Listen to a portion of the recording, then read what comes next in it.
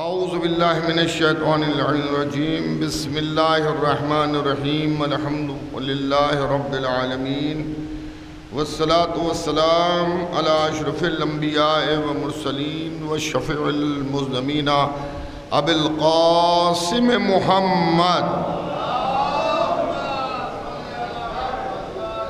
وآل بیتہ الطیبین الطاہرین المعصومین المظلومین من یومنا ھذا الی قیام یوم الدین اما بعد فقط قال رسول اللہ صلی اللہ علیہ وآلہ وسلم زینوا مجالسکم بذکر علی ابن ابی طالب علیہ السلام۔ ایک اور صلوات بھیجیے گا محمد والے۔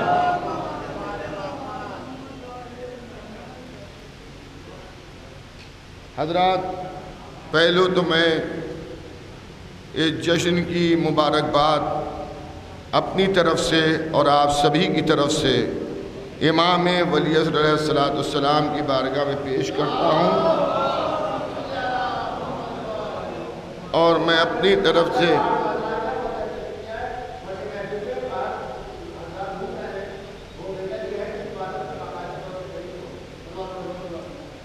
اللہم صلی علی محمد وآل محمد، اور میں اپنی طرف سے آپ سبھی کی خدمت میں اس جشن کی مبارکباد پیش کرتا ہوں۔ بغیر وحی کلام نہ کرنے والا نبی ارشاد فرما رہا ہے کہ اپنی مجلسوں کو علی کے ذکر سے زینت دو، کیونکہ علی کا ذکر میرا ذکر ہے، میرا ذکر خدا کا ذکر ہے، اور خدا کا ذکر عبادت ہے۔ عزیزان گرامی، مولائے متقیان کا ذکر خالی مجلسوئی کے لیے زینت نہیں ہے، بلکہ جہاں علی آ جائے وہ جگہ لائق تعظیم و زینت ہو جائے۔ کعبے کی زینت علی ہے، قرآن کی زینت علی ہے، نمازوں کی زینت علی ہے، سجدوں کی زینت علی ہے، آدم کی زینت علی ہے، نوح کی زینت علی ہے، ابراہیم کی زینت علی ہے، موسیٰ کی زینت علی ہے، عیسیٰ کی زینت علی ہے، داؤد کی زینت علی ہے، یحییٰ کی زینت علی ہے، زکریا کی زینت علی ہے۔ اگر ہمارے جیسے انسان کے دل میں ان کی محبت آ جائے تو ہمارا دل بھی لائق احترام و زینت بن جائے۔ اگر علی کعبے میں آ جائیں تو لائق سجدہ قدہ معبود بنا دے۔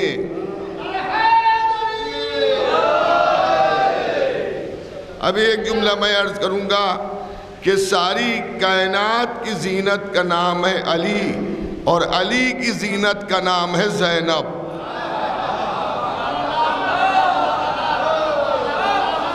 شہزادی زینب کی بلندی کو آپ دیکھیں، ان کے مرتبے کو دیکھیں کہ وہ اپنے باپ کی زینت ہے، اور باپ کون؟ علی مرتضیٰ، جو سب کی زینت ہے۔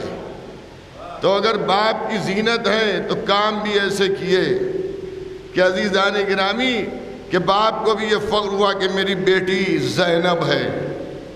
مولا علی کے لیے آپ سنا کرتے ہیں کہ مولا علی نے برسر منبر دعوی سلونی فرمایا کہ سلونی سلونی پوچھنے والوں پوچھ لو مجھ سے، قبل اس کے کہ مجھے کھو بیٹھو مجھ سے آسمان کے رستوں کو پوچھو، مجھ سے زمین کے راستوں کو پوچھو۔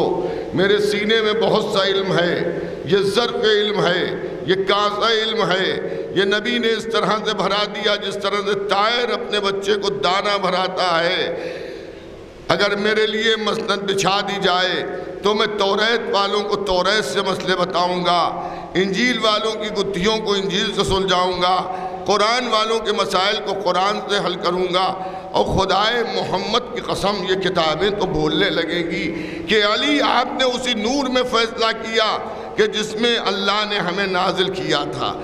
اگر باپ کا دعوی علم یہ ہے تو زینب کے علم کا بھی عالم یہ ہے کہ مدینہ ہو یا کوفہ ہو، جناب زینب کبریٰ نے جو تعلیمی ادارے قائم کیے وہ خالی فقہ اہل بیت کے ادارے نہیں تھے، بلکہ آنے والی مستورات جو ہیں دنیا کے تمام علوم کو حضرت زینب کبریٰ کے ذریعے حاصل کرتی ہیں۔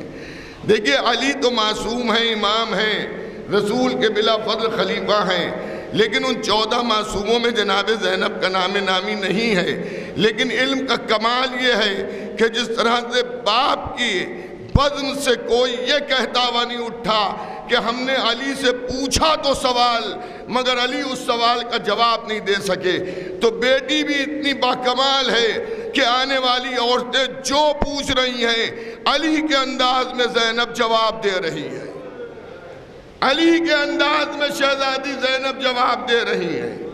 دیکھیے مولا علی کے خطبوں کا مجموعہ نہج البلاغہ ہے، نہج البلاغہ میں مولا علی کے بہت سے خطبات ہیں، لیکن میں مولا علی سے ہاتھوں کو جوڑ کے عرض کروں گا، مسجد میں بیٹھ کر یا مسلمانوں کے درمیان خطبے دینا یا علی اور ہیں، اور دشمنوں اور ظالموں جابر درباروں میں ایسے ظالم قاتل افراد کے سامنے خطبے دینا کہ جو اہل بیت کے خون کے پیاسے ہیں، میں کہوں گا یا علی میدانوں میں تلوار کے ذریعے زیر کرنا آسان ہے لیکن خطبوں کے ذریعے قتل کرنا یہ مشکل ہے۔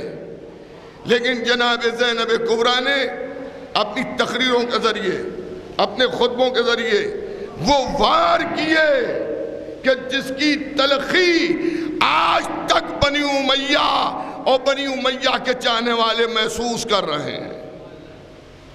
جناب زینب نے اپنے خطبوں کو ذوالفقار بنا دیا اور اس خطبوں کی ذوالفقار سے جو وار کیے تو اس کا نتیجہ یہ ہوا کہ جس کوفے سے سب سے زیادہ قاتلان امام حسین نکلے تھے اسی کوفے میں انقلاب حضرت مختار منعقد ہوا۔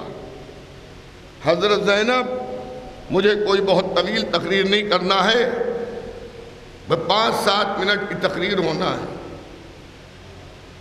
عزیزان گرامی، حضرت زینب کبریٰ سلام اللہ علیہا کے لیے یہ بھی آپ سنتے ہیں کہ شریکت الحسین ہے، حسین کے مشن میں حضرت زینب شریک ہیں، اور میں تو یہ سمجھتا ہوں کہ اگر زینب امام حسین کے مشن میں شریک نہ ہوتی تو شاید یزید خون حسین کو، شہادت حسین کو کربلا کے ریگستان میں دفن کر دیتا۔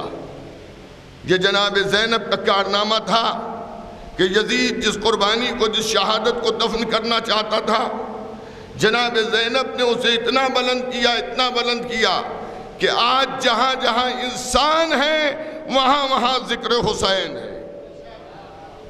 یہ جناب زینب کبریٰ کا مشن تھا کہ شہادت امام حسین کو لوگوں تک پہنچایا جائے۔ شہزادی زینب نے کربلا میں بہت سے کام کیے جو محتاج تعارف نہیں ہے، لیکن چند معاملات ایسے ہیں کہ ہم مجالس میں مصائب میں سنتے ہیں، گریہ کا غلبہ ہوتا ہے تو ہم ان چیزوں کو اس طرح سے محسوس نہیں کر پاتے جس طرح سے ہمیں محسوس کرنا چاہیے۔ ایک چیز آپ سب نے ایک مرتبہ نہیں سینکڑوں مرتبہ سنی ہوگی کہ جب مولا شہید کر دیے گئے اور خیموں میں آگ لگی تو جناب زینب کبریٰ نے امام سجاد سے ایک سوال کیا، پوری توجہ کیجئے گا ارباب ملاد، ایک سوال کیا اور وہ سوال یہ تھا کہ زین العابدین جل کے مر جائیں یا خیموں سے باہر نکلیں۔ یہ آپ مصائب میں سنتے ہیں اور ایسے موقع پہ سنتے ہیں کہ مومنین بکا کر رہے ہوتے ہیں، بس سنتے ہیں اور روتے رہتے ہیں، اس پر کچھ سوچ نہیں پاتے۔ جناب زینب نے فرمایا کہ پھوپھی اماں جان کا بچانا ضروری ہے۔ ایک صلوات بھیج دیجئے محمد و آل محمد۔ حیداری، پھوپھی اماں جان کا بچانا ضروری ہے۔ یہ بچپنے سے ہم سب مجلسوں میں سن رہے ہیں لیکن آپ نے اس میں ایک چیز سمجھی، آج تک کوئی یہ نہیں کہہ سکا کہ جو امام سجاد نے فرمایا وہ فقہ کے اعتبار سے درست نہیں تھا۔ معاذ اللہ، کوئی یہ نہیں کہہ پایا کہ غلط انہی نے مسئلہ بتایا۔ سوال اس بات کا ہے کہ یہ علی و فاطمہ کی بیٹی ہیں جن کے گھر میں نزول قرآن ہوا، جس نے شیر فاطمہ کیا ہو، کیا اس کو اتنا سا مسئلہ نہیں معلوم تھا؟ آج ہر مسلمان یہ جانتا ہے کہ جان کا بچانا ضروری ہے۔ جانتی تو جناب زینب بھی تھیں، سمجھ رہے ہیں آپ کہ جان کا بچانا ضروری ہے، مگر امام سجاد علی ابن الحسین سے کیوں پوچھا؟ اس کا سبب کیا تھا؟ اس کا سبب یہ تھا کہ نانا محمد مصطفیٰ پر ایک الزام لگا ہوا تھا۔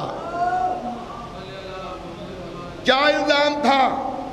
کہ وقت آخر جب نبی کو بخار آیا اور نبی نے کہا میں تمہارے درمیان ایک تحریر چھوڑ کے جانا چاہتا ہوں، کاغذ و قلم دے دو، تو ایک شخص یہ کہتا ہے کہ ان کو کاغذ و قلم نہ دینا، ان کے دماغ پر بخار کا اثر ہو گیا ہے۔ اس شخص کو بھی آپ جانتے ہیں، میں نام لینا نہیں مناسب سمجھتا ہوں، کہ وہ یہ کہتا ہے کہ ان کے دماغ پر بخار کا اثر ہو گیا ہے۔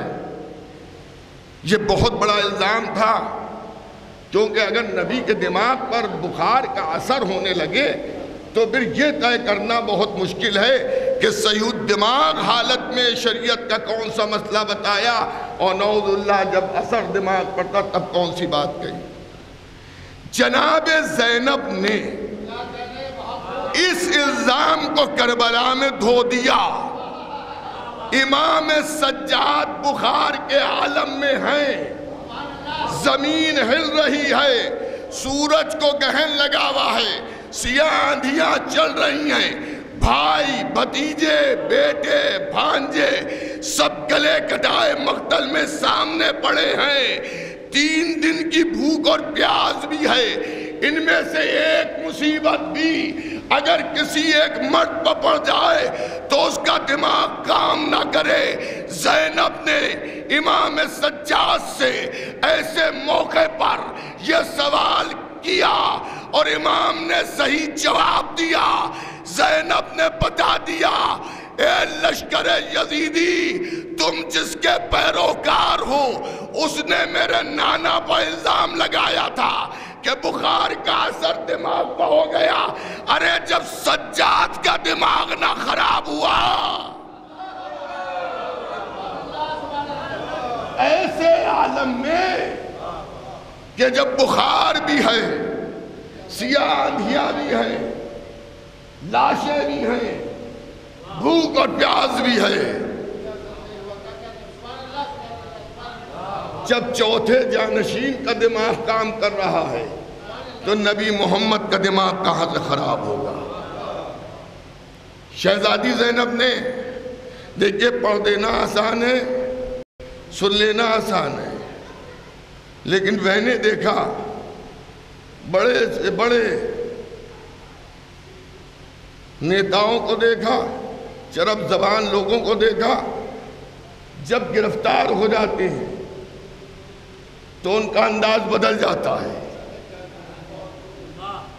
پھر منہ سے الفاظ صحیح نہیں نکلتے، پوچھنے والا کچھ پوچھتا ہے تو جواب نہیں دیا جاتا۔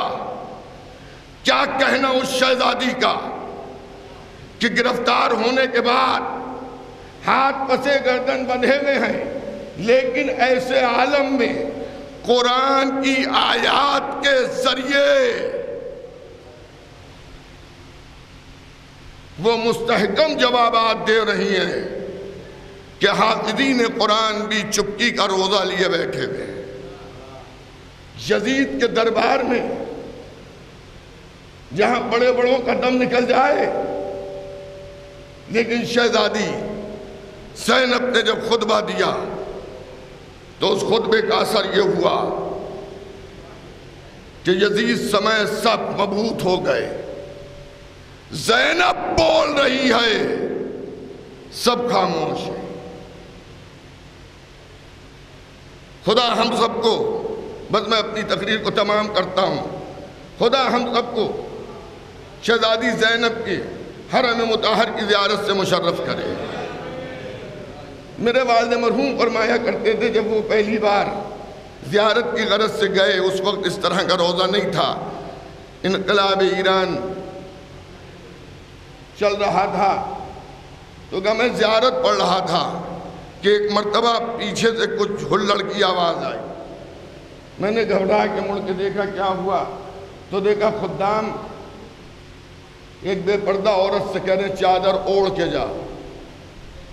وہ اس پہ راضی نہیں ہو رہی ہے، وہ یہ کہہ رہے ہیں کہ چادر نہیں اوڑھے گی تو شہزادی کے حرم میں تجھے داخل نہیں ہونے دیں گے. میرے والد کہتے ہیں کہ میری آنکھوں میں آنسو آ گئے کہ جو شام میں بے چادر لائی گئی تھی اس نے اپنا قانون ایسے رائج کیا کہ آج لوگوں کو زبردستی چادر اڑھائی جا رہی ہے. تو حکومت جناب زینب کی کل بھی تھی شام میں، حکومت جناب زینب کی آج بھی ہے شام میں. اپنے قانون کو شام میں رائج کرایا جناب زینب نے. 7 دن تک اپنے بھائی مظلوم بھائی کا ذکر کیا زینب نے.